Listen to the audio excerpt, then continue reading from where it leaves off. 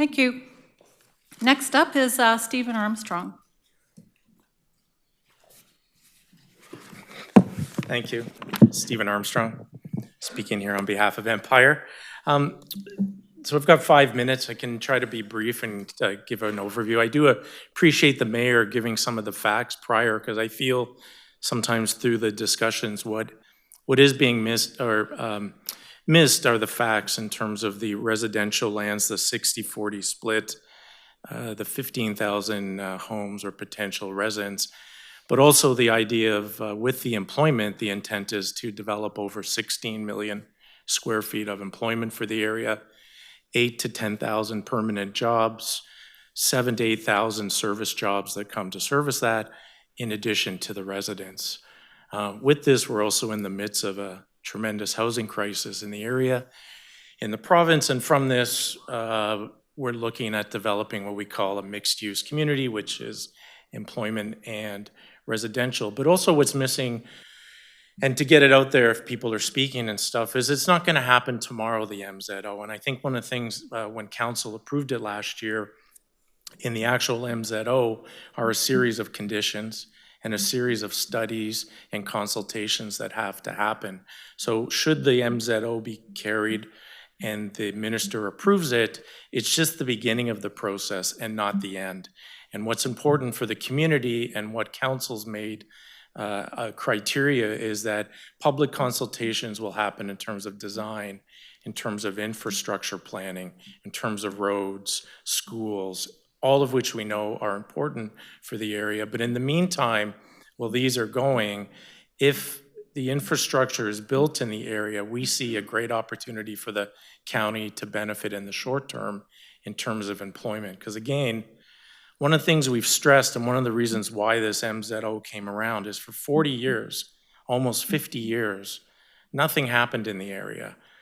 The county had tremendous opportunities for large employers to come into the area, excluding Stelco. They're there, but they're self-sufficient. But when other people came in, there's no sewage in the area. There's no natural gas. There's no power. And what this MZO is allowing for an opportunity, a 180 think that if the services are constructed, not at taxpayer dollars, but development funded monies and through the capital funding of the county, is with that infrastructure, then the development and employment and vision for the area will happen, and the housing that's required to service both the employment and the service needs of the people. So from the Empire point of view, we still continue to support and hope council supports it.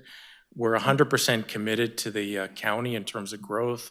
We try to be responsible partners. As you know, in Caledonia, we're quite active with the Chamber of Commerce. Recently, with the Kinsmen out in Hagersville, we were part of the fundraising for the community center. Empire, when they come into communities, makes a commitment to ensure that communities are well built and constructed.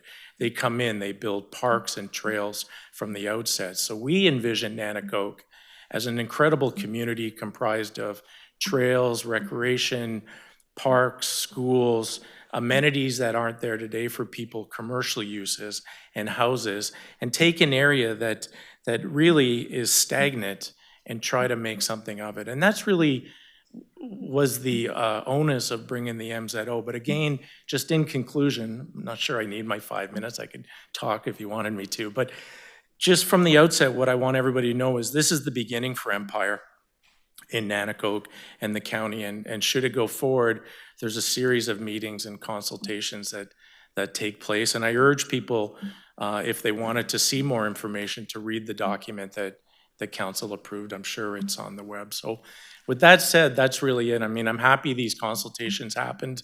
I think it's good for council to hear it again.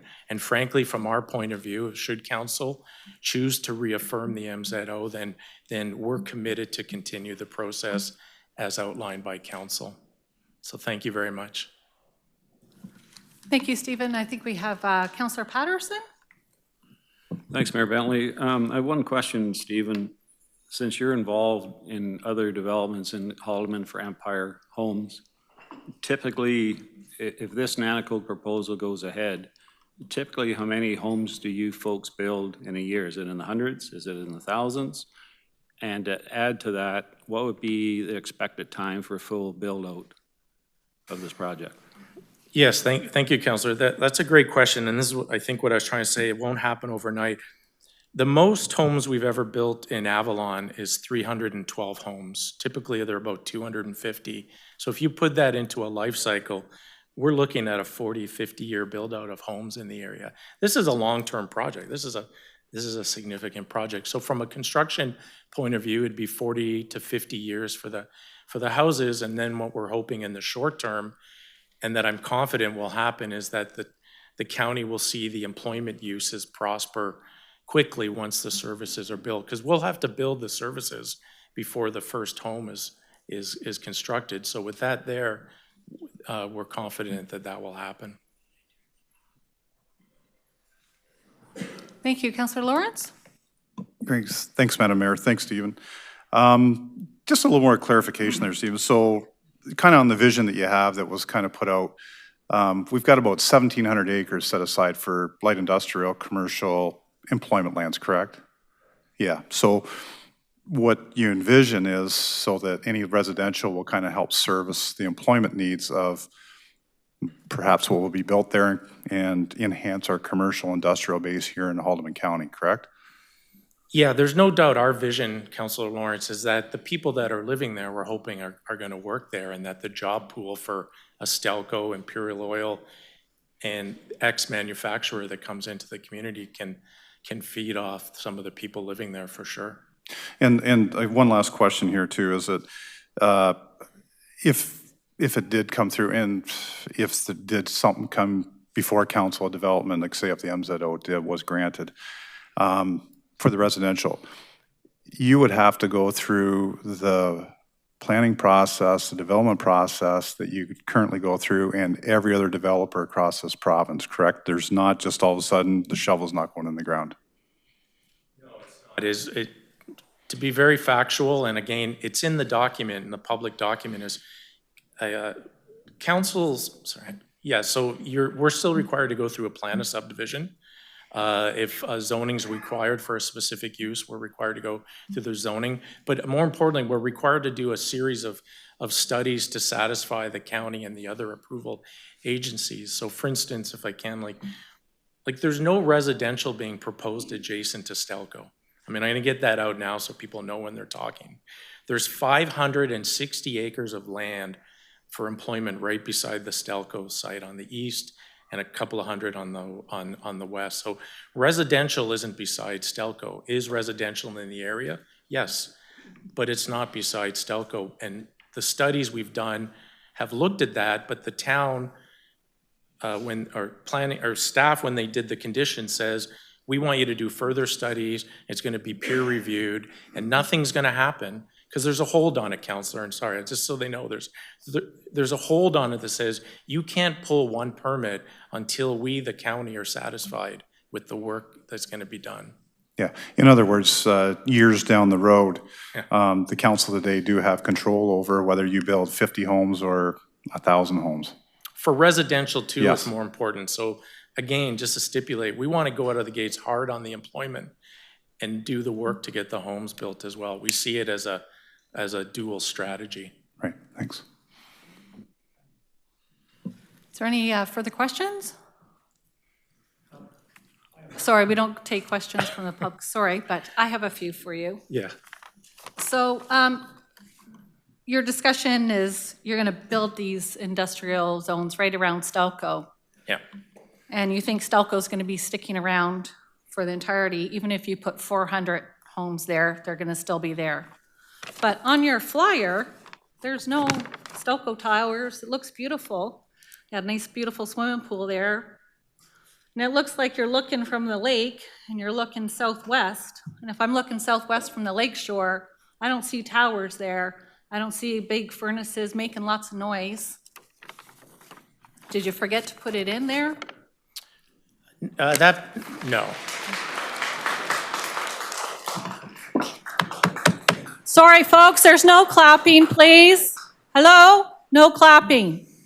Please? I don't want to have to ask you to leave. we'll continue on. Public consultation. Public consultation is wonderful. Is it public consultation held in this form? Because this isn't public consultation. Is it public consultation that you had in Hagersville where you did your mail out, but it didn't go in the newspaper? You didn't have signage out front of the arena. Side door was locked. People didn't know you were upstairs. Is that public consultation? Is that what we're going to be having for this community of 15,000 people, 40,000 people, 15,000 homes? Sorry, are you asking about the Public Hagersville consultation, I'm meeting? asking you what type of public consultation are you going to provide to the public? So, Mayor Bentley, it's funny. I thought the Hagersville meeting was a good meeting. I thought there was lots of questions and people's back and forth. The door being locked, I don't know. I'm not responsible for doors. We walked through the front door and found it. In terms of mailers, The arena guy didn't even know you were upstairs. okay. I mean the The arena manager didn't Madam know you Mayor, were I can tell you it was upstairs. the arena person that brought the chairs up to us in the room. But to answer your question is, I thought the Hagersville consultation to me was a perfect model of how to have public consultation because it was informal. I was able to stand up and walk to the people asking questions.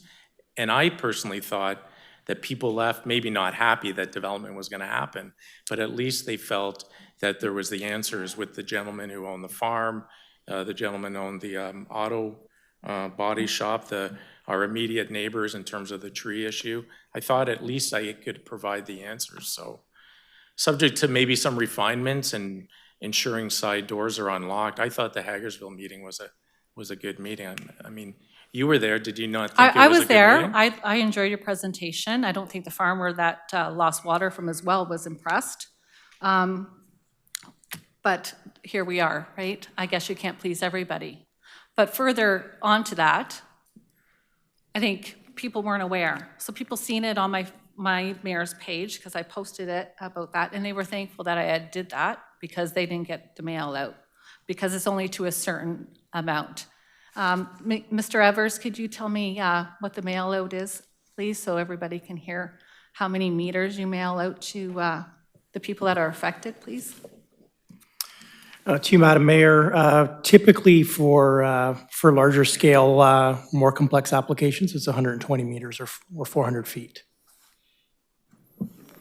Thank you. So yet again, 120 meters in Nanticoke. Maybe that would compromise the village of Nanticoke. Maybe if we're lucky, I doubt it. It might compromise the private road there. But that's about it. Yeah, so Madam Mayor, just on Nanticoke specific then, my suggestion would be when we do areas like that is the municipality will sometimes opt for a paper ad. And so I would think something that big when it came to public consultations, we would support, and I think we'd have to pay for it ourselves, but the county would put the ads in the paper and we would do it. Because you're right, the public notice 120, did you say meters, Mr. Everett? Thanks. 120 meters from the site is nothing. We'll hit maybe 6 people. So I think one of the things that would come out of this session or through post MZO is council's direction to staff to publicize the meetings in your local papers. That's what I would suggest. And what type of jobs would you be constructing in the industry there? Would they be good paying jobs or would they be jobs in Pizza Hut, restaurants? Well, the jobs we envision, the 7,000 to 10,000 permanent, we envision them as manufacturing, higher jobs like that. When the other jobs, my numbers might be the 7,000 to 8,000 or 6,000 to 7,000 service jobs are the service jobs at the grocery stores or at the pharmacies or at the fast food restaurants. So there's 2 types of jobs. So there's the manufacturing, let's call it the permanent full-time type of jobs, then the service retail service jobs that need to be around to service the community. Okay. And your infrastructure for that development, Yes. could you tell me a little bit about the wastewater treatment plant, please? Yes. So the wastewater treatment plant for the area was approved approximately 10 years ago. and it's just come up, or it came up for renewal and it was extended for approval for another 10 years, which means should the county want to build a sewage treatment plant or agree to build a sewage treatment plant, you don't have to go through a long, onerous process through the Ministry of Environment. That's already been done through a certificate, and you would simply start the construction or start the design of the project and basically build a sewage treatment plant for the area. For the area, would that include the village of Nanticoke? Would that include Peacock Point, Shelter Cove, any of those? I don't know Peacock Cove or Shelter Cove, sorry, but That's okay. but I for sure the village. I think our vision, and I think I mentioned this at the Hagersville, our proposal, our vision is to decommission Hagersville, Jarvis and Townsend, have the sewage come down to Nanticoke.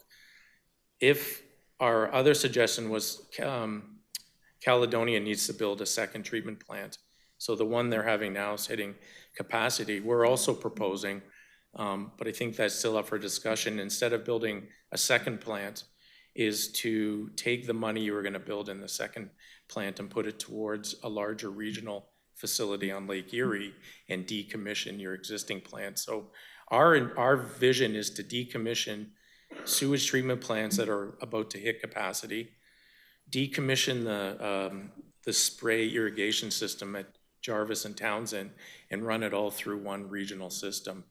And this plant could, in theory, if the county wanted to, you could license rights. I'm probably using the wrong terminology. If other municipalities, Port Dover, Six Nations wanted to connect to it, they could. So definitely, to answer your question, the village will be connected. Stelco, if they choose, could decommission their lagoons and connect into the system, and then the rest of the people. So the county would go from X amount of plants now to maybe 2, because the one where we are right now in this community would stay, just because it's new and modern. Okay, thank you. I think we have a few more questions or statements. Councillor Sherton? Through the mayor, thanks for being here tonight. It's not easy being here with people. I don't think they know all the facts. I'll be curious when they get up and speak, how many people have read what is on the Haldimand County website about the MZO? That'll be good. That might be one of you.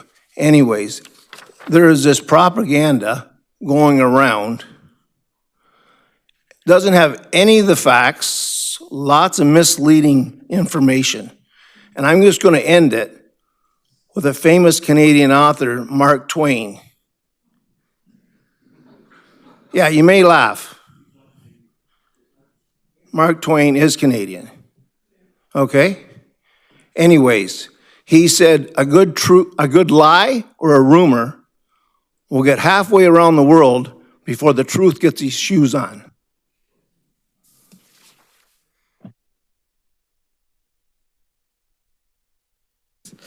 Yeah, just a couple things. First, there's plenty of seats here, so if we cannot be hovering and standing, it just makes us feel a little bit more comfortable. There's plenty of seats to please take up, so thank you. Second, I just want to clarify, for anyone, as someone who has worked in the service industry for many years, those are not bad jobs.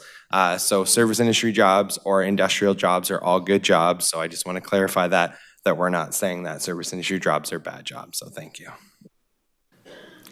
Well, I'd say servicing issues are not the greatest. My daughter's making 18 and my son who's a millwright's making about 40, so I think he can afford a house faster than she could. She will never qualify for a mortgage at $18 an hour. Thank you. Okay, anybody else?